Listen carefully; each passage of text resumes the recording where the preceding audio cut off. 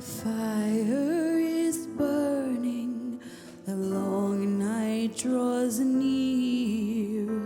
All who need comfort are welcome by here. We'll dance neath the stars and toast the past year, for spirit of solstice is still living here.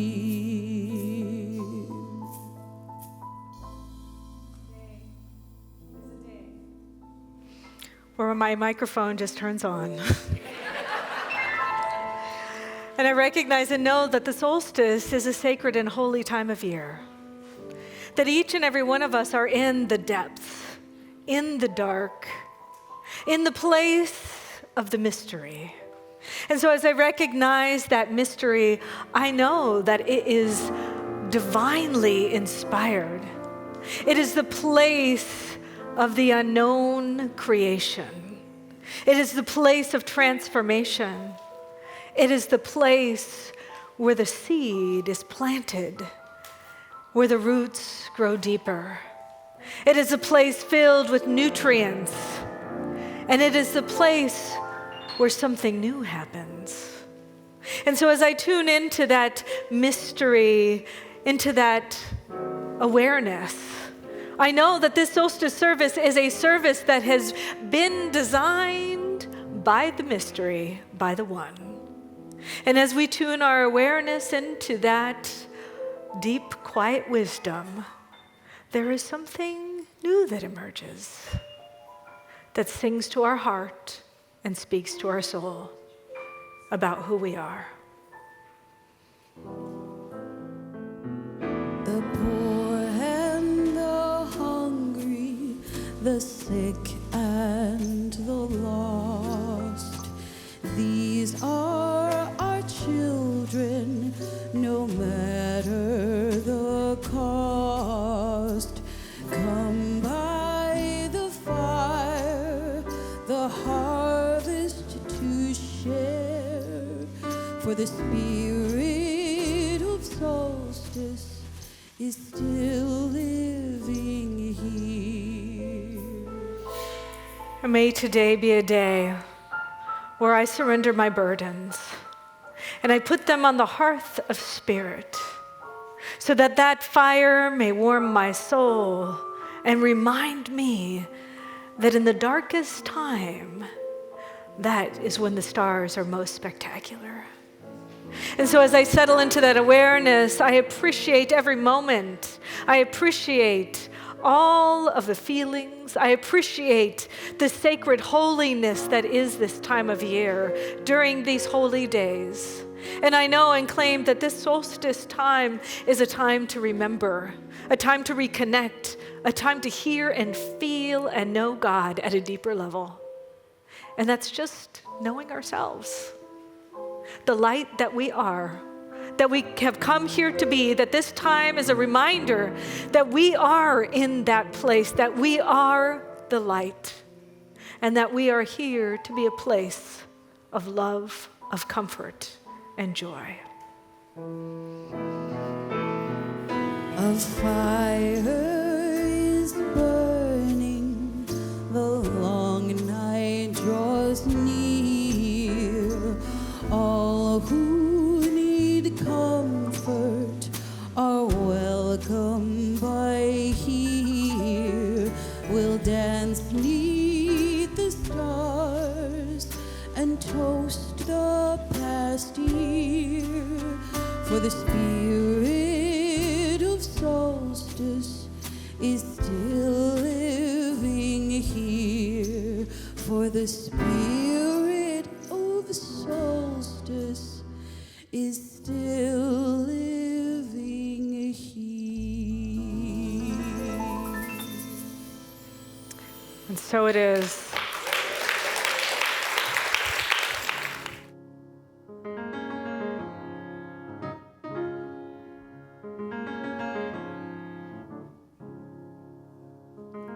There once was a little boy who dreamed of preaching the gospel truth.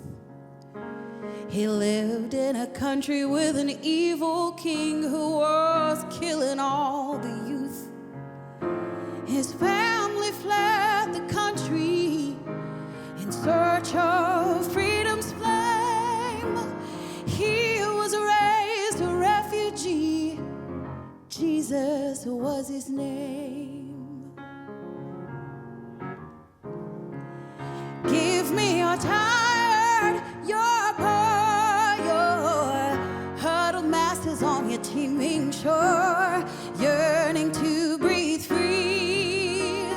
Send them all to me. Give me your tired, your poor, your huddled masses on your teeming shore. I lift my lamp beside the golden door.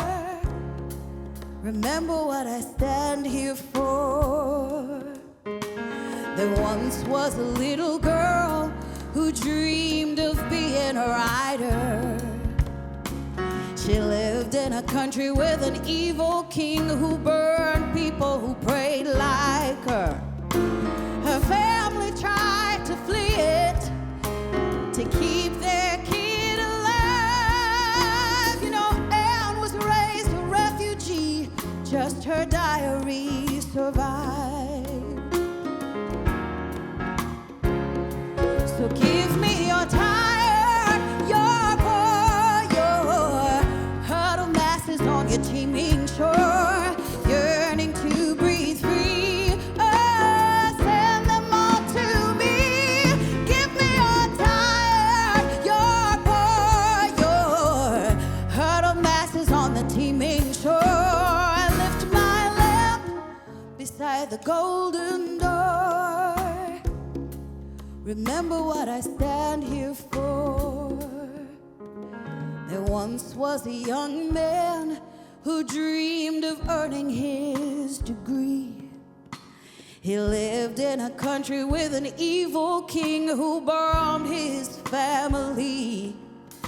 He flew to reach our borders to start his life anew. He's detained today at JFK. We did not let him through. Oh, let him come through. Give me your tired, your poor, your huddled masses on your teeming shore, yearning to breathe free. Oh, send them all to me. Calling all Muslims, Christians, Jews, and more, and every child free in hate and war. I lift my lamp beside the golden door, and I'll forever lift my lamp beside the golden door. Remember what I stand here for.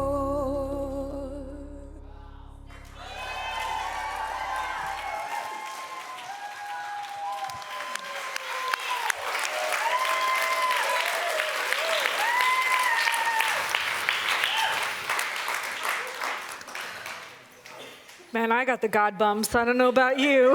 Woo. What do we stand here for?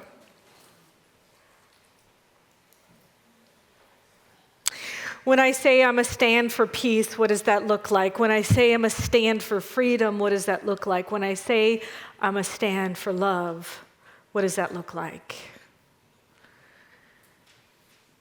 And what does that mean when we're looking at this thing called solstice? To me, it's a reminder of what I came here to be. And it is the times when it's the darkest, when the light is most needed. But also recognizing that the darkness is not a bad thing. When I was growing up, I grew up Methodist. I love my Christian roots. I love the teachings of Jesus. He was a man who taught that love is the only way, that peace is the only way. He created nonviolent movements, and he was killed for his willingness to take a stand for love.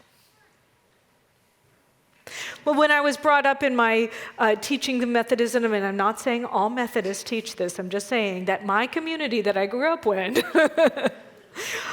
had an emphasis. So I went through confirmation, and I confirmed myself as a Christian, and I was standing for that truth. And then I started receiving teachings from adults who were talking about how, you have to do one thing one way because God is going to punish or chastise you. Or, if you're gay or trans or whatever, you would not be welcome because you were a sinner.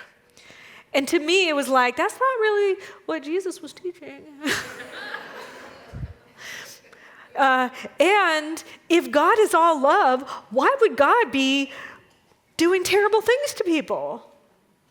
Maybe it's just people who lost their way. So I left my religion of origin, and I kept the roots of it because to me, those are very important. Those lessons, those teachings are really important. And I expanded my horizons.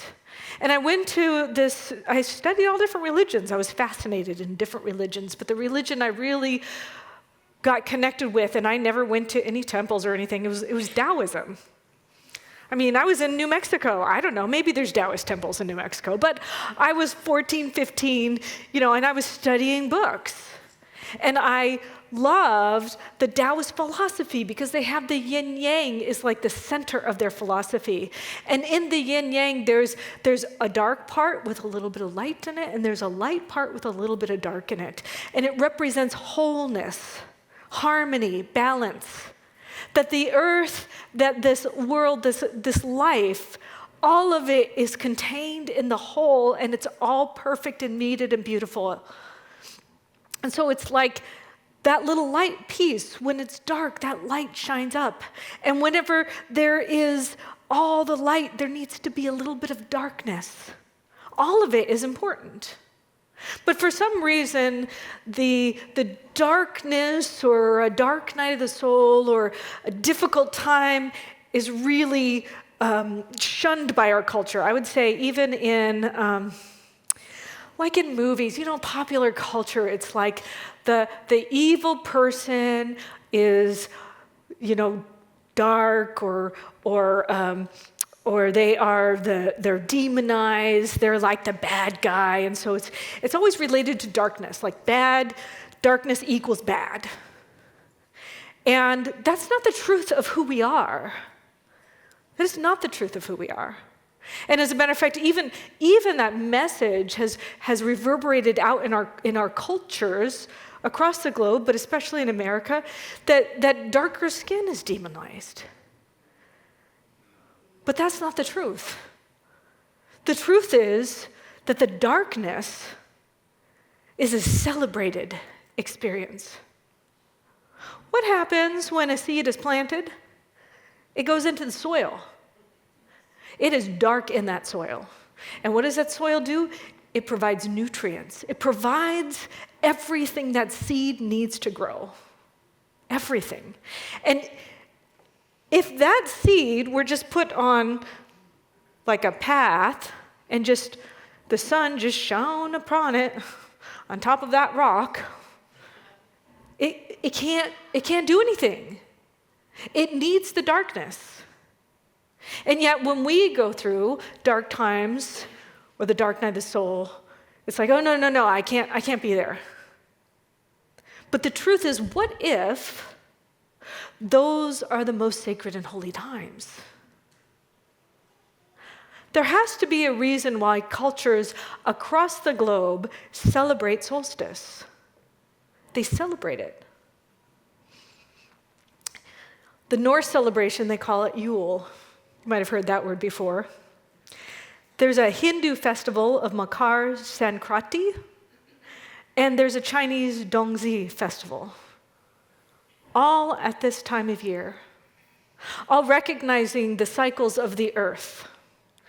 If you are pagan, one of our earth-based religions, one of the most revered times is the winter solstice. As a matter of fact, this tree, typically people think it's a Christmas tree, but really it's a pagan tree. This is a pagan tree. Yeah, all the pagans in the house, welcome. We see you. And as a matter of fact, the power of this time of year was so powerful, the Christians who Jesus, they think, was born like near, springtime, they incorporated the Christian holiday of the birth of the light, the Christ is what they said, at this time of year because it was just so powerful. People were always celebrating it. And they're like, let's just overlay that on top of all of these other things everybody's doing already. And it worked well. And people forgot. But indigenous communities around the world celebrate this time of year. It is a time to be celebrated and honored.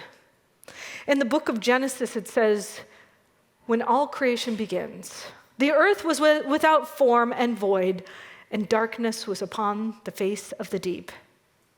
And the Spirit of God moved upon the face of the waters. You see, darkness is that place of creative potentiality. It's the mystery. It's the place of creation. It's the womb. It's the gestation of the next thing. So I wonder what's germinating in your soul right now. Or what wisdom lies in your own darkness. What seeds of transformation are gestating in your spiritual winter. The solstice is meant to go inward. It's interesting because what happens in wintertime is the trees who have lost all their leaves and they look like they're bare and nothing is happening are actually growing deeper roots. And this is our time of year to get rooted with spirit at a deeper level. It's an opportunity to be silent and reflect, to go inward. And a lot of society has there's so much more going on, do. What if you invited some spaciousness into your life?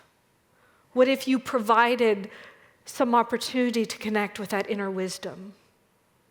What if you utilized and harnessed the power of this time that is truly the creative time of mystery to see what new potentiality might be emerging in you?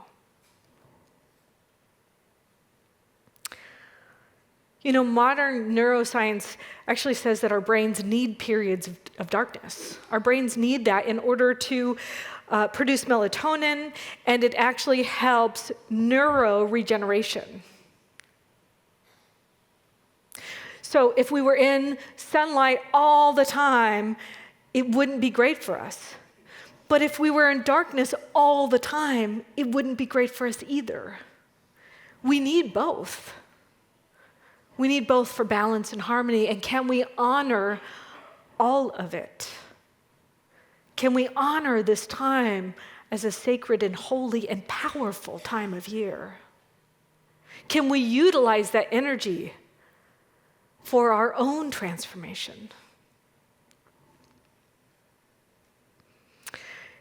It's interesting. I hope you got your stones. But the stones have weight. They have substance. And oftentimes, we're carrying around a weight. But what if the thing that we're carrying around we can give to God and allow that weight to be transformed into something else? What if we didn't have to do it alone?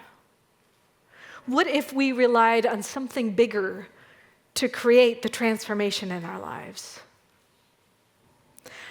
I love the idea of diamonds. I love diamonds, by the way. I love a little sparkle, if you didn't notice. But diamonds are created from carbon, and how are they created? But the earth provides pressure until pop, there they are. Formed in creation, something gorgeous. But they had to go through that transformative process. They had to have that pressure. They had to have something to be at cause.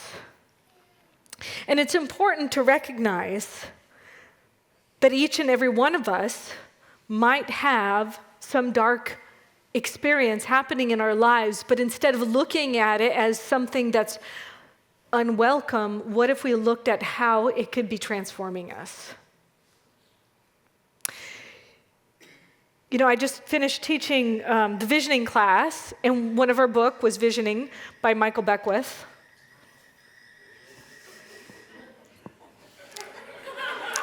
There was a mysterious sound in the room for people who are online, reminding us of the mystery.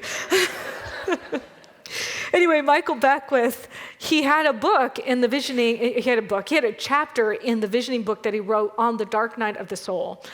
And he said the transformative impact of the dark night of the soul should not be overlooked, underestimated, or resisted.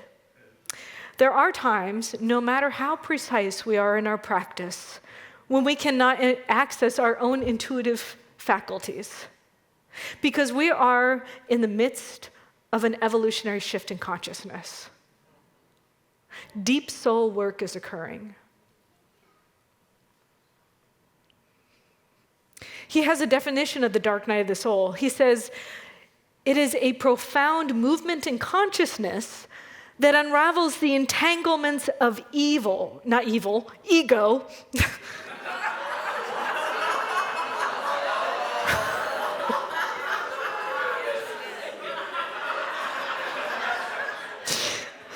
was totally unintended. Okay. Metaphorically bringing us to our knees and taking us through a seeming disintegration so that we may reintegrate at a higher level of consciousness. Many mystics actually pray for a dark night of the soul experience. So what you're possibly going through, mystics are seeking those experiences. They want it. So maybe there's something in it for all of us. Ask yourself, how are you responding? And are you avoiding the void?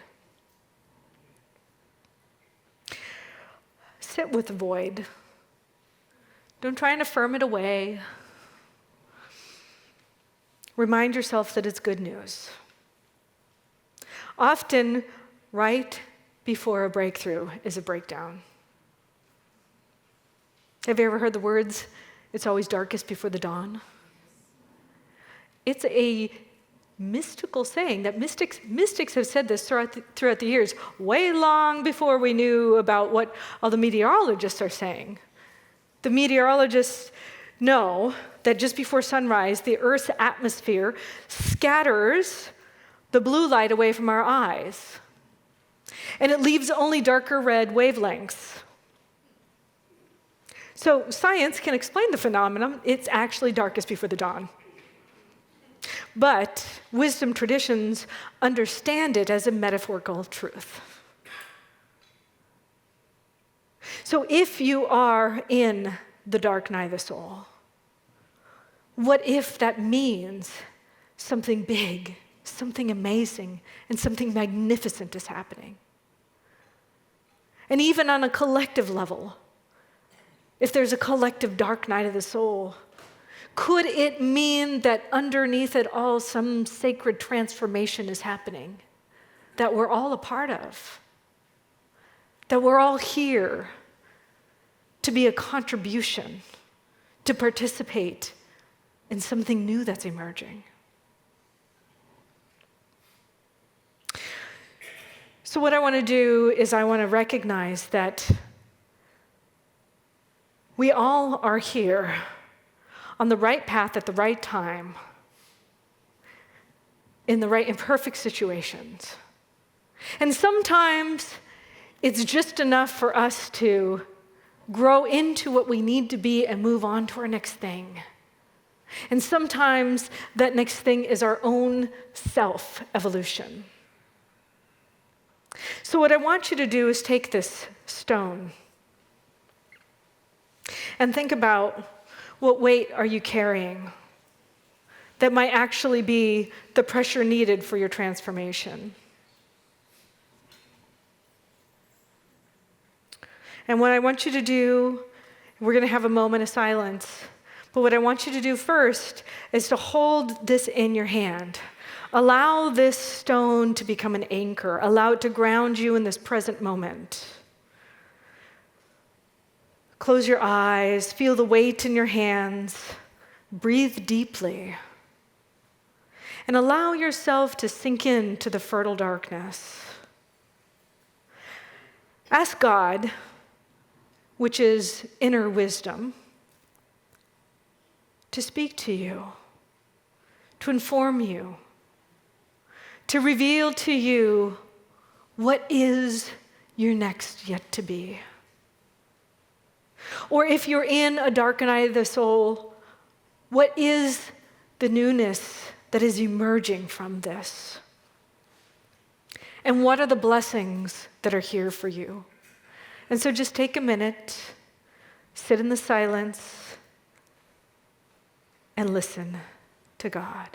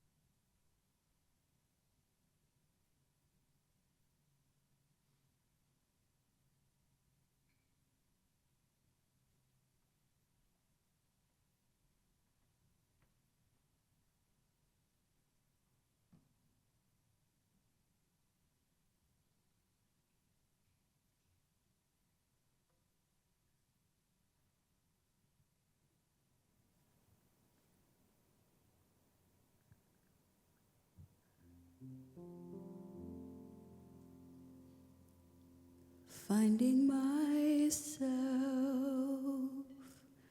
at a loss for words. And the funny thing is, it's okay. The last thing I need is to be heard, but to hear what you would say.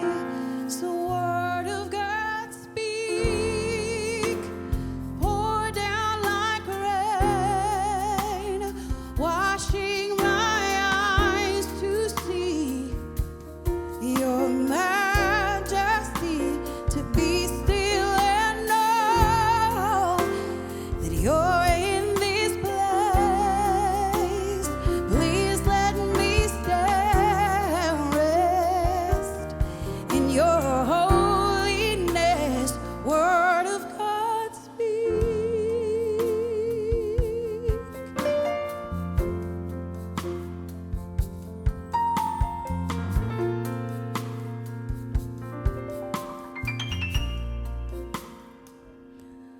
Finding myself in the midst of you, beyond the music, beyond the noise, and all that I need is to be with you. And in the quiet I hear your voice. So word of God speak, pour down like rain,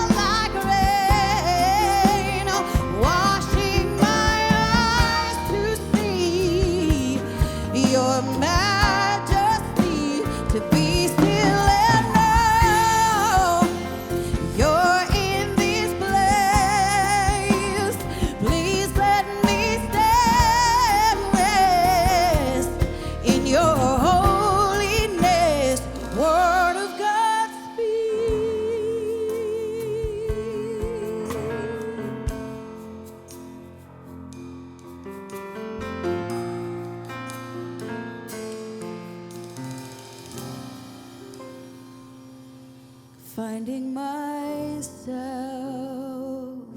at a loss for words. And the funny thing is, it's okay.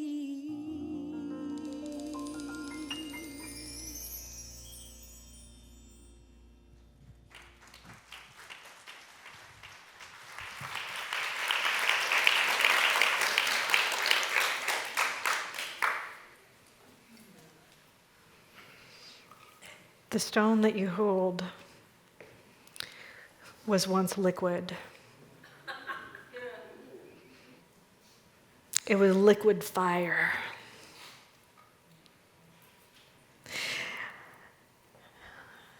It transformed through pressure, through time, into something beautiful.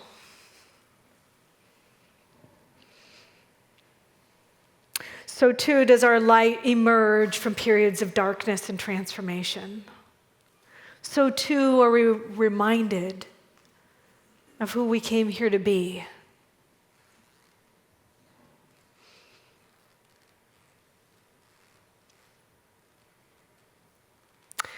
Last week I went to the Sufi dancing, the whirling dervishes.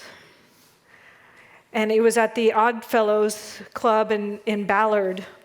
And the Oddfellows has seats along the side, and the middle is kind of like the stage. And people are all around the edges watching the Sufi dancers. And it was beautiful. It was beautiful, and there were times when they were spinning, and sometimes their eyes would just close. And then their eyes would open, and their hands would go up. And then their hands would go down, and it was just beautiful.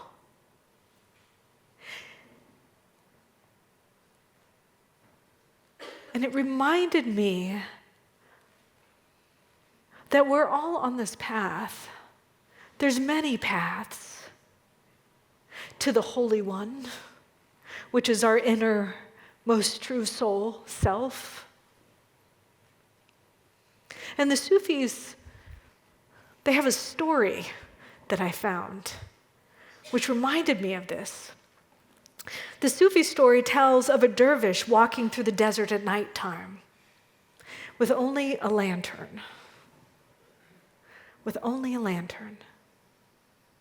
And the light illuminated just a few steps in front of him. He could not see the rest of the way. He could only see a couple of steps in front of him. And what he realized is that he didn't need to see any more than that. Because the darkness taught him to trust. And the light illuminated his way. He didn't need to see it all. He just needed that little bit. And in that is one of our most sacred lessons, is that we have both. We have an opportunity to trust the mystery, to trust the darkness, to know that it is the place of gestation, of transformation, of creative emergence. It's the place in the womb where all the baby is creating. And even though a mother may be a part of it, it's still happening in that place where we don't understand. So maybe we don't understand it all. But can there be a place of trust? Can there be a place of knowing that something sacred and holy is happening within each and every one of us? One of my biggest dark nights of the soul was when my dad died, and I've shared this before, but it was unexpected. It was just like really out of the blue for me. And I have a close relationship with my dad. And it was really difficult. And I was in ministerial school, so I felt like I should know how to do this grief thing, but I did not know how to do the grief thing. But what I did learn is that it took leaning into community. It took leaning into a community of people to carry me along. Each and every person who carried me along, they were the arms of God. They were God in action, in human form. And sometimes it was a bird singing when I needed it. But I needed that. And in that place of, me questioning, of course, when the grief process, why does this happen to me? Why is this happening now? Why did this happen? All of those questions that come up in the times of great turmoil and transformation, I got that it helped me become a more compassionate minister because I had to say yes and be willing to receive. I had to not have it together. I didn't. I was a mess. I had to lean into people. But it helped me understand how important that is. That we really need each other and that we have come here to support each other through these different times. And sometimes one person is going through the dark night of the soul and the other people aren't. And sometimes they're going through the dark night of the soul together and carrying each other through it. But regardless, it takes us committed to the willingness to see it through and to know that in each darkness there is a blessing. The pandemic had a lot of blessings.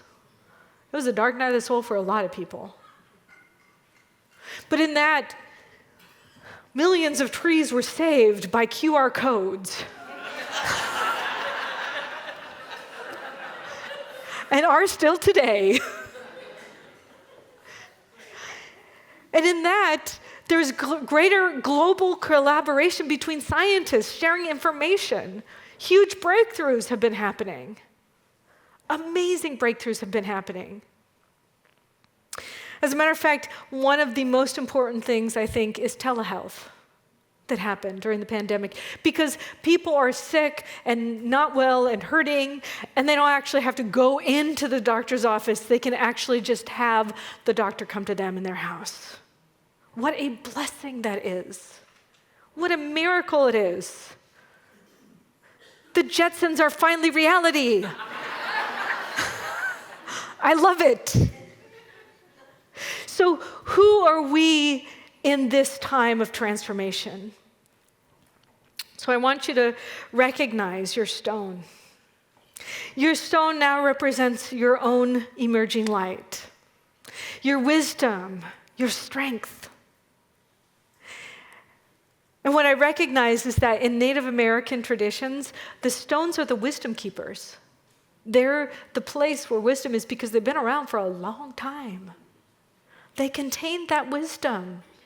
And they remind us that transformation is both ancient and also ever-present. So as you hold your rock, hold it as a symbol of balance, of harmony, embracing both the darkness and the light.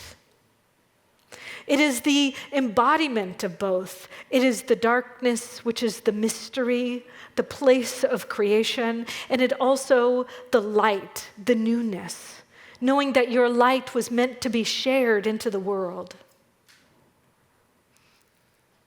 We were meant to gift ourselves to the world. We were meant to share our gifts and our light. And we are also meant to receive and see each other. We need both, the giving of our light and the receiving of others' light in our lives. And so what I want you to do is I want you to give your stone away to somebody here in this room. What I want you to do is say, I gift my light to you. And the other person is going to say, I receive your light and cherish it. All right, so just take a few minutes to do that, and I'll talk to you online while our community does that in-house. Find somebody nearby to gift your stone to. For those of you online, I would encourage you to do this after the service and have an opportunity to have somebody hold your light on your behalf.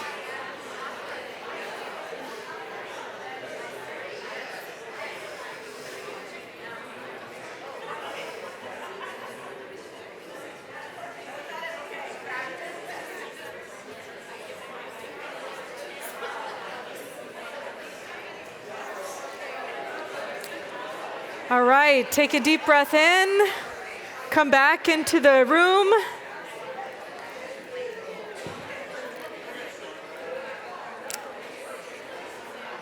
And so what I'd like you to do is take in a deep breath. And I want you to hold this stone in a sacred place. Bless that person and know throughout the next year that you are going to hold this stone in a sacred place and see and witness their light. And to know that you are being cherished, maybe by a stranger, but that your light is also being cherished. And as we do that, I want to remind you to think about what is germinating in your soul right now. What is the sacred balance between the darkness and the light, the rest and the action, the inner work and the outer expression? And how might you see a challenging or dark time as an invitation to grow? What wisdom is seeking to express itself through your life? And how are you going to share it? Let's pray.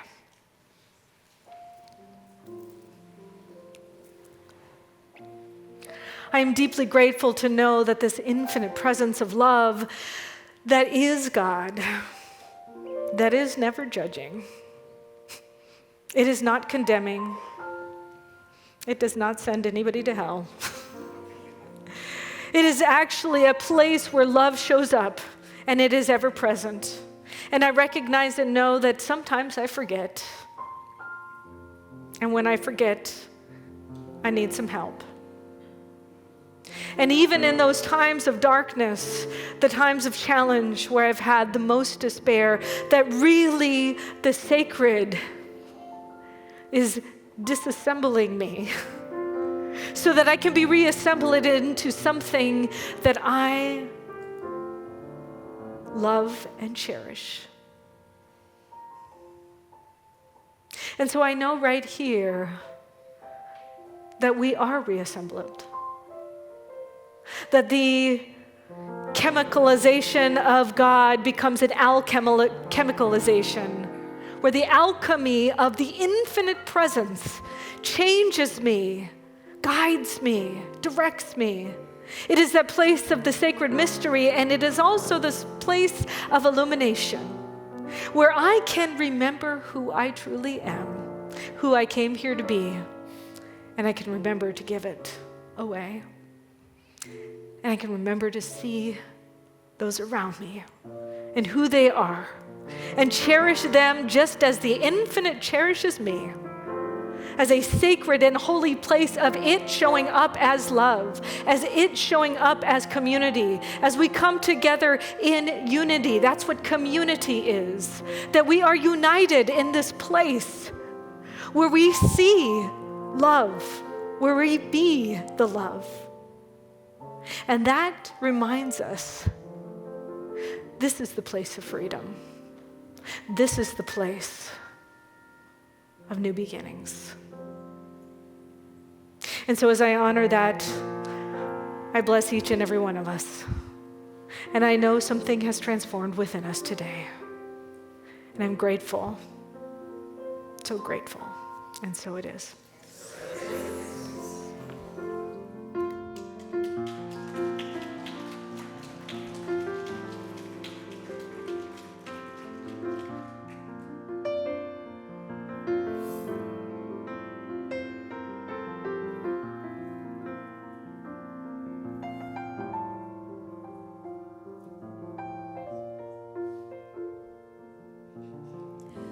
The other day I took the time to start the day, how my life has changed.